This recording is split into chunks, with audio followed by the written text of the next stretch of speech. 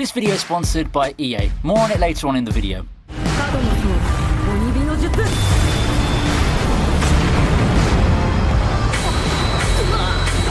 The funny thing about an anime season is that all it takes is a good episode or two to completely swing things around and throw these kinds of lists out of whack, especially with mid-season lists like this. Remember Demon Slayer's popularity sparked due to a late episode, and Bocchi took towards the end of the season to start storming through the anime world. But it's fun to make these mid-season lists and see which shows have all the momentum. So without further ado, here's my top 10 anime to watch this winter 2023. First off is Campfire Cooking in Another World.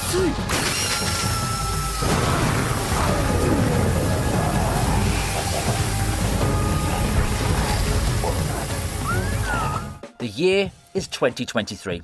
Mappa's still going overdrive in taking those big projects.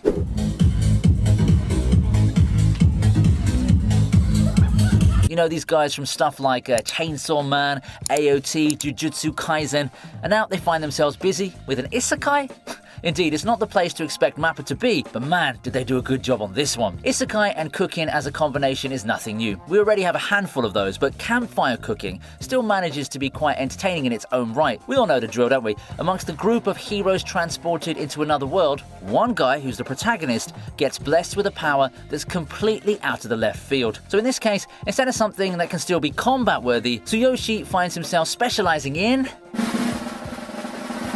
Yep, cooking. But hey, cooking so well can still pay off big time, especially if you can use it to attract the aid of the legendary wolf Fenrir. Thus, this story follows the duo's journey in this strange world, solving problems and preparing the best and most amazing meals for this world's inhabitants. As you might expect, Campfire Cooking is a really chill anime. There's the isekai to give the whole thing a vibrant setting and the occasional fight, but it's mostly focused on the cooking aspect. It's funny, relaxing, and actually, it's quite educational if I do say so myself.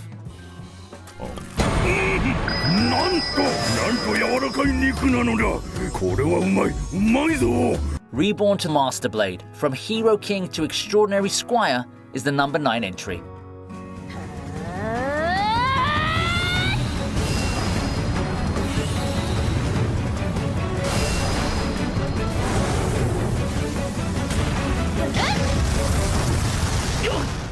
Ah, yes. Yes. The gender bender isekai. It's a genre that's picking up steam in the online web novel communities. There's just something alluring about being a guy reincarnated into a girl and training from the ground up, owning your skills and unlocking OP powers as you go along. And I'd say that as a show, it's fine. Something that isekai fans will really like. It's paced rather quickly, but it's got enough cool moments, beautiful art, flashy action scenes, and great character designs that will keep you entertained. I just feel that in terms of what isekai and action fantasy fans typically look for, Reborn to Master the Blade has a good enough grasp of it. The protagonist does have an interesting dynamic within herself, having different worldviews and personalities between her two incarnations. Still, I've got to say, the show finds itself as a niche title that I'm not sure I could just recommend to anyone randomly, so I'm placing it here, but I did definitely enjoy it enough to include in this top 10 list.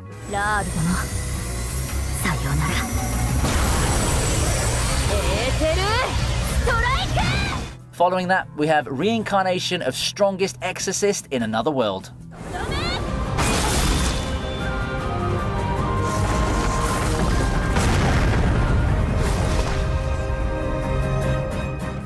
And just like that, we're back to Reincarnation Land again.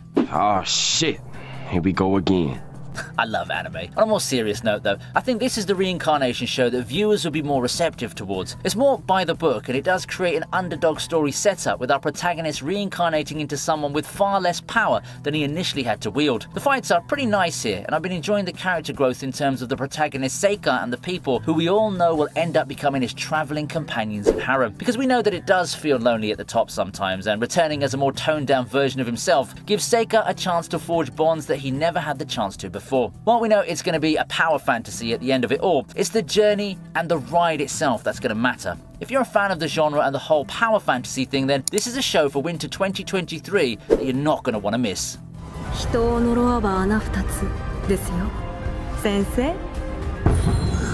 Now, before we continue, I must ask you a question. Have you heard about the hottest game in town, Wild Hearts? It's our sponsor EA's new game that puts a unique spin on the hunting genre. In this game, you'll need to craft and build using ancient technology to take on giant nature-infused beasts and save a world that's gone wild. So, are you ready for the challenge? Because you'll need to use all your skills, courage, and cunning to hunt down these beasts. And the best part, you'll get to explore a fantasy version of medieval Japan with multiple seasons, each hiding their own secrets and beauty. It's like taking a virtual vacation to a whole new world. But that's not all. You get to choose from 8 different weapons that suit your playstyle. Whether you're into smashing your foes with an imposing maul or defeating them with style and elegance with a bladed wagasa, there's plenty for every kind of hunter. And if you're feeling social, you can hunt with up to 2 other friends online, which makes it even more exciting. What's cool about Wild Hearts is the way it blends crafting, building, and hunting into a unique gaming experience. You'll use ancient technology to build traps and weapons that will help you take on these huge beasts. So, what are you waiting for? Check the link in the description and get ready to take on the beasts and become the ultimate hunter.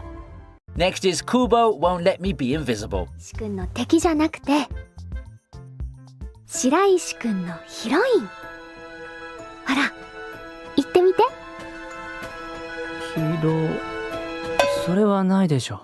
I love Takagi-san. And people apparently do, so the anime gods bestowed upon us a blessing. Mainly because of that, Kubo Won't Let Me Be Invisible ended up being one of the shows I look forward to watching the most this season. There's just something so appealing with the dynamic of a socially awkward guy and very upfront girl who likes to tease him, all with a cutesy, charming presentation. And we got the thing with Uzaki and the like, but the ones that emphasize that sweet, playful innocence just resonate with me so much better. Needless to say though, I liked Kubo, and it's largely to do with the implementation of the chibi, manga-like segments that add a distinct flavour to the show. It does give the show a unique essence, something to set it apart from its peers no matter how superficial it's going to seem. And as for the plot, well, nothing much really needs to be said, honestly speaking. It's just something that you watch to unwind and get some smiles on your faces. It's a pretty good show overall. From the get-go, you know what you're going to be getting, and there's going to be loads of it, so you won't be disappointed. 私の勝ち。 Next up I have High Card.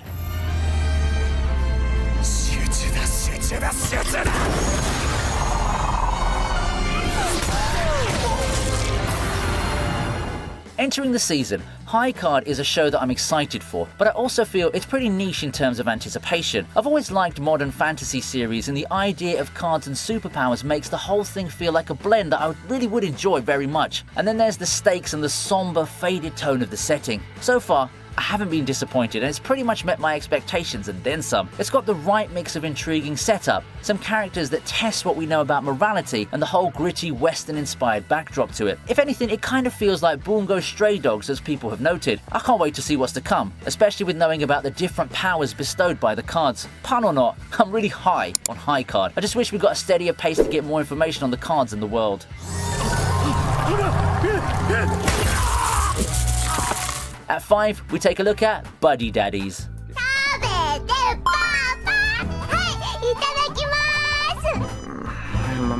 I've had a number of misses or overlooked shows coming into seasons before, and I think that's the fun of these pre-season videos. It also shows that there are still some surprises to come several weeks into the season, and for this one, Buddy Daddies is the one that I'm enjoying a lot.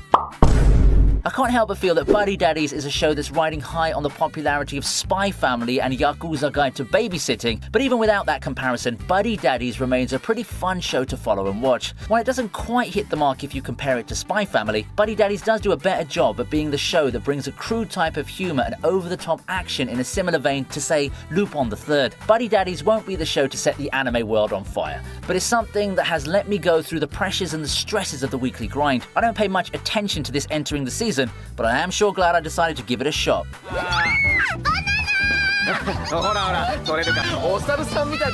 Tomo-chan Is A Girl is next on the list.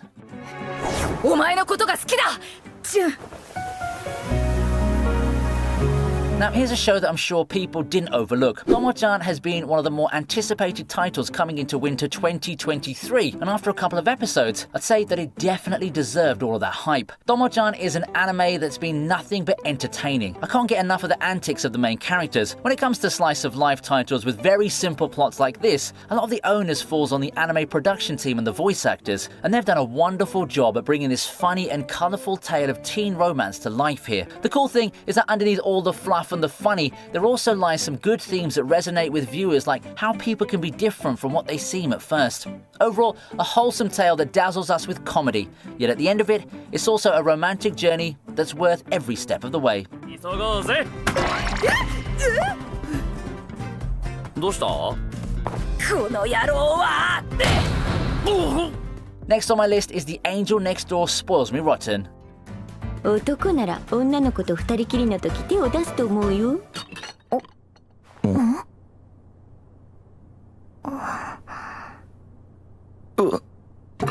If you've been following the channel, you might know that I'm more of an action type of anime viewer. However, a genre that I also really like is the rom-com, specifically these sweet and charming shows with a blend of self-help in it. I've always favoured Snafu, and I still rank Saigano as one of my favourites in the genre. And I gotta tell you, it was perfect. Perfect. Everything, down to the last minute details. The Angel Next Door Spoils Me Rotten, however, tickles a slightly different itch. Will a simple act of kindness help a person reach a better, more fulfilling life, and in the process experience the joys of a budding relationship? Seems very idealized, doesn't it? But hey, it is the world of anime, and it's fun seeing these idealized and warm relationships develop over the course of many episodes. What helps us enjoy the ride even more is the art and the overall production quality of the show. It's quite appealing, and it gives a soft touch that's on par with what you'd expect from a show like this. Warm and sweet are basically the keywords to describe this one. It's not something you'll get too hyped about due to insane fights or heavy drama, but it doesn't need to be in order to entertain. 帰ります。え？あ、俺何かしたっけ？ Trigun Stampede is next on the list.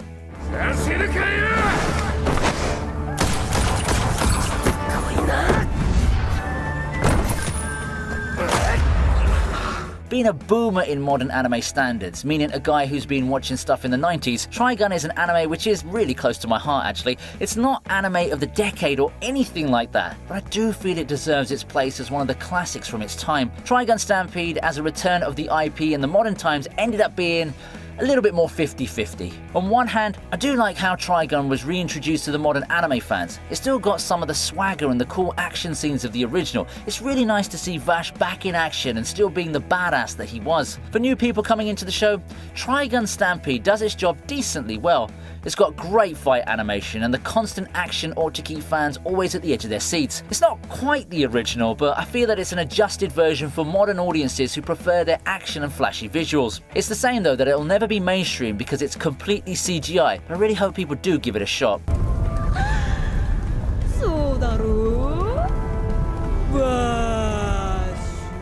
However, if you're up for action titles, the top anime on this list is the one for you. It's NieR.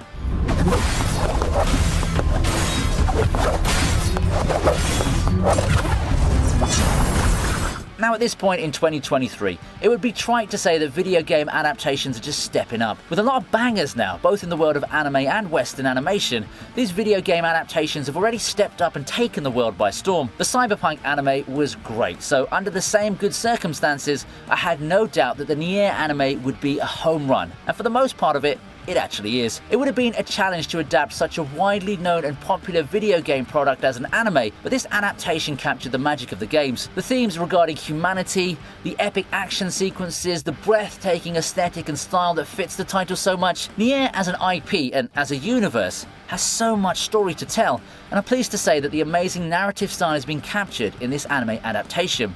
I dare say that this can end up even better than Cyberpunk when it's all said and done. I mean, that is a pretty high bar, but the NieR adaptation is on the right track to be one of the best game adaptations in the past couple of years. Unfortunately, I did say on the right track. With a broadcast suspension and an indefinite return date, the whole thing could very well be derailed, so knock on wood. Still, even with the few episodes that are out, I personally have this as my favourite anime this season. I hope the eventual return to broadcast will continue to build on the positive momentum the first few episodes laid out.